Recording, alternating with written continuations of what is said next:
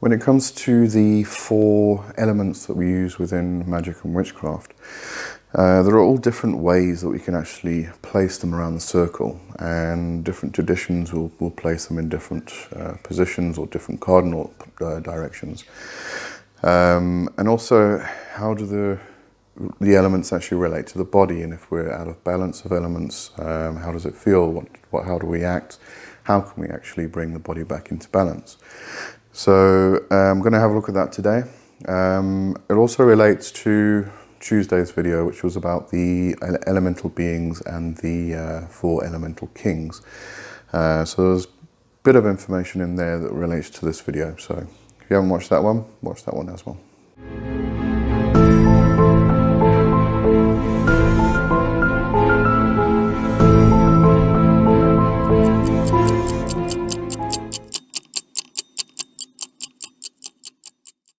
Okay, so the 4 elements: air, fire, water, earth. When it comes to different traditions and paths, we find that they are placed in different areas. Now, you may have only come across one placement, which would be air in the east, fire in the day position. I'm going to say day position because it's different whether you're in the northern and the southern hemisphere. And then water in the west and earth in the night position. Now that's the ceremonial magic basic format. You'll find it in Kabbalistic practice. You'll find it in Wicca. You'll find it in most of the traditions that actually came out of ceremonial magic, specifically the Golden Dawn practices. But we can place the elements in different positions, and so in traditional witchcraft, for instance, you would place fire in the east, earth in the day position, and water in the west and air in the night position. So why is it so different? With the ceremonial approach, it relates very much to the archangels, and the watchtowers, and such things as that, and in a lot of ways it actually relates to the sun itself. So being in the east, that's where the sun comes up, and so the wind blows the sun into the sky. So you've got air. And as it gets round to midday, which is the hottest point of the day, and as I say, in the northern hemisphere, that's in the south. In the southern hemisphere, that's in the north position. Then we find fire because it is the hottest point, the hottest time. It's also midsummer, so it's hottest time of the year, not just the day. And it's also middle age, so I suppose we could say it's the hottest time of a person's life cycle. And then the sun continues round and it gets quenched by the seas in the west.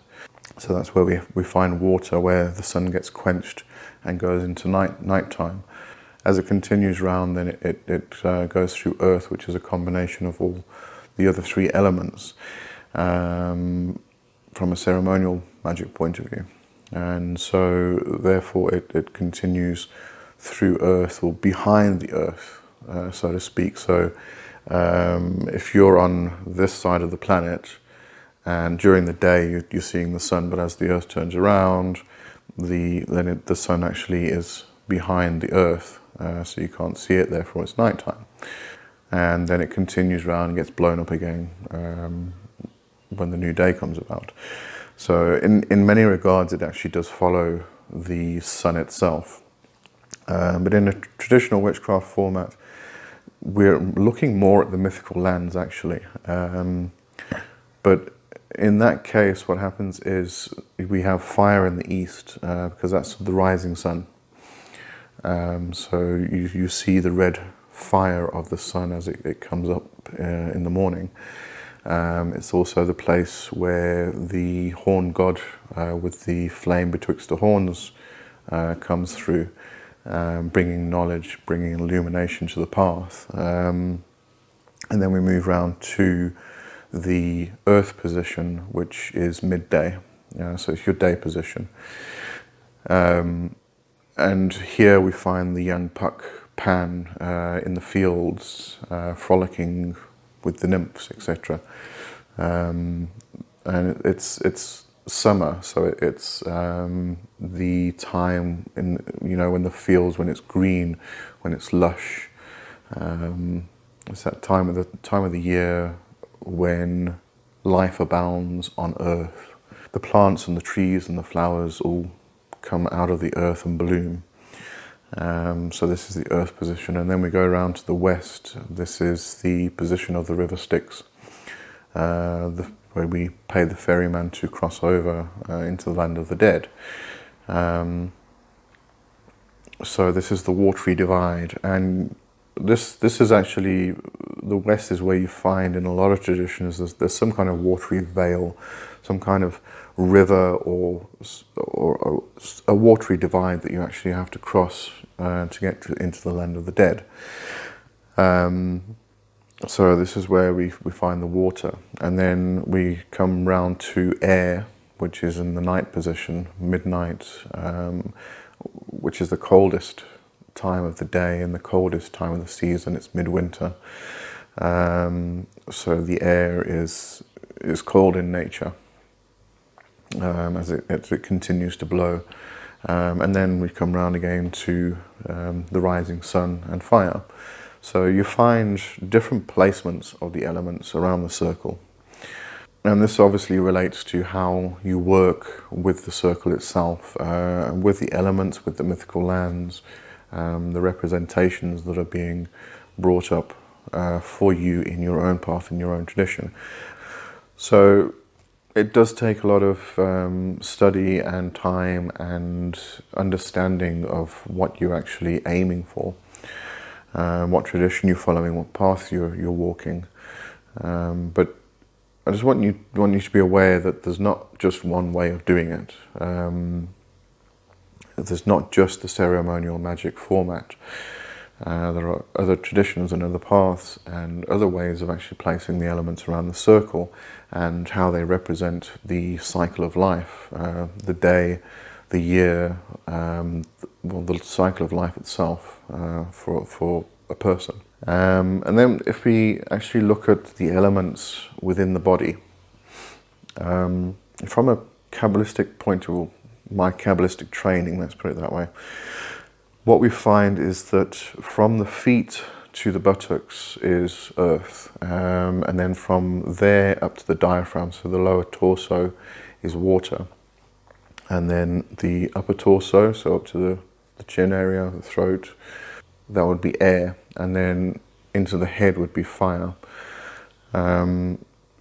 So if you actually relate that back to the traditional witchcraft, it's quite interesting because we have fire in the head. And as I said, that's the place where the horn god with the flame betwixt the horns comes through and brings illumination to the path. It's about knowledge. So that's all in the head. And then we move into the air part of the body, which is the upper torso, the heart.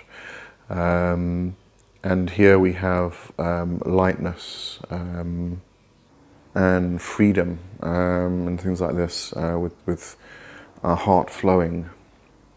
And then we go into water in the lower torso. And this relates to all the internal organs, the bladder, the kidneys and things like that. So a very watery area. And then obviously earth, where your legs are. So this can relate to how you actually, how stable you are, how fixed you are, grounded, centered, things like that.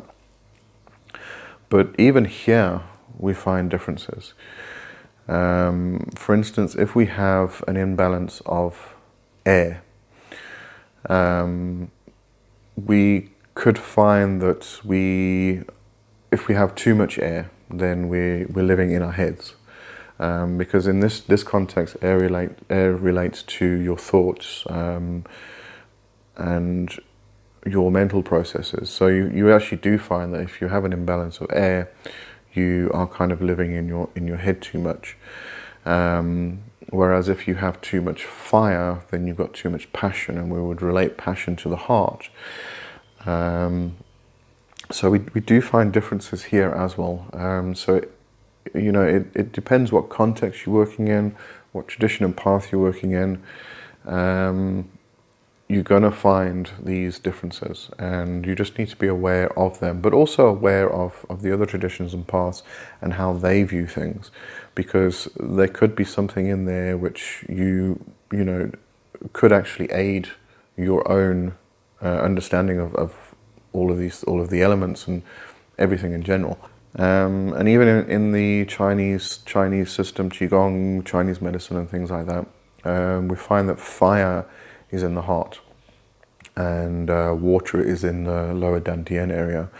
And the water relates to Jing, which is your ancestral, or the energy that your parents gave you. Whereas fire is in your heart, is actually your own energy, your own chi.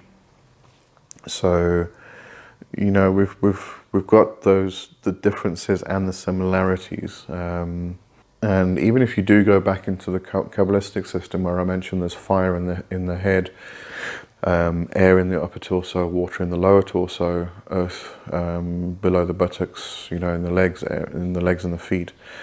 If we actually relate to the ineffable name, Iaoe, if we relate that to the circle construct and sacred space, comparing to where the vowels are actually placed in the body, there's a complete difference there as well.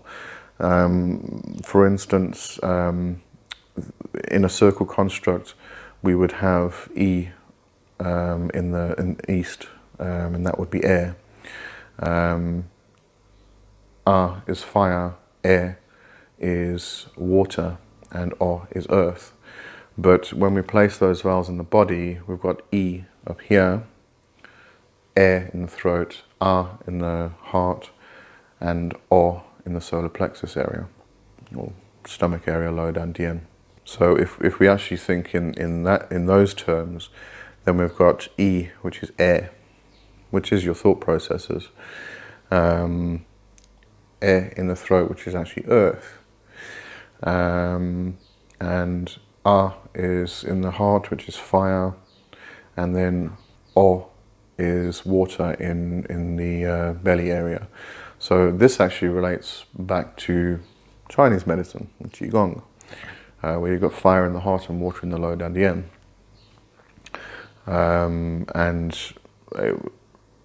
Again, back to the ceremonial format, instead of the traditional witchcraft format where you would have fire in the head instead of air, you've now got air in the head. So I know this is confusing probably, but as I say, it all depends on how you're actually working your system, what you're doing the working for. Just to go back to the circle constructs, if you're working a ceremonial type of working of format, then you would use the ceremonial placement where air is in the east. You would then be working in a diacial format, which is working with the sun. And you would be going from air to fire to water to earth. But if you're working a traditional format, traditional witchcraft format, then you'll be working with the mythical lands and the deities that actually come from those mythical lands. So, fire is in the east, and you would be going from that knowledge to midday in the fields where the young puck is, into the west where the dead cross over, because that's the old age and death, and then into the ancestral castles in air, which is the coldest part. It's the underworld, so. But also with traditional witchcraft formats, you often work widdershins because you are moving inward. So you are working against the sun, but it's also about inward and outward movement. So you are you're moving widdershins, which is against the sun, but you're moving in to the center of the body, into the underworld or the inner worlds, Whereas a diaxial movement would be working outwards. So to heal something that is physical, for instance, to heal a person, to heal the earth, to heal whatever it may be, or to do some kind of working that is external to you. So you're not moving inwards in that way, you're moving externally. If you were evoking a spirit into a triangle of art, then you would work diaxial with the sun, because you are actually doing an external working. You're not moving into the inner worlds, you are bringing the inner world into your own world, so to speak. That was probably a bit of a bad context, but I think you get what I mean. So you get inner workings, you get outer workings, you get different circle constructs because of the different traditions you're working with, whether you're working with the elements themselves, whether you're working with the mythical lands. But even, I mean, my own format, I use the traditional witchcraft placement of the elements, but not necessarily because of the mythical lands, but because of the elements themselves. And it also then relates to the deities that I place in a triangular position around the circle. So if we look at Lucifer and Belial, for instance, if I have fire in the east and earth in the day position, then I can place Belial here. If I have, and then I can continue round, and I have air in the ninth position, and then coming back again to fire, and I can put Lucifer there because Lucifer is the god that brings the knowledge, brings the illumination to the path, etc., etc. So it's very much related to air and water from a ceremonial point, air and fire from a ceremonial magic point of view. Air is about knowledge, and in traditional witchcraft, fire is about illumination of the path. So placing Lucifer between those two elements is actually perfect for me. So I do work with that format because it works for what I'm actually doing. So anyway, lots and lots to think about there. And if you've got any questions, just leave them in the comments below. And so that's it for today, and I'll have a brilliant weekend, and I'll see you next week. Cheers.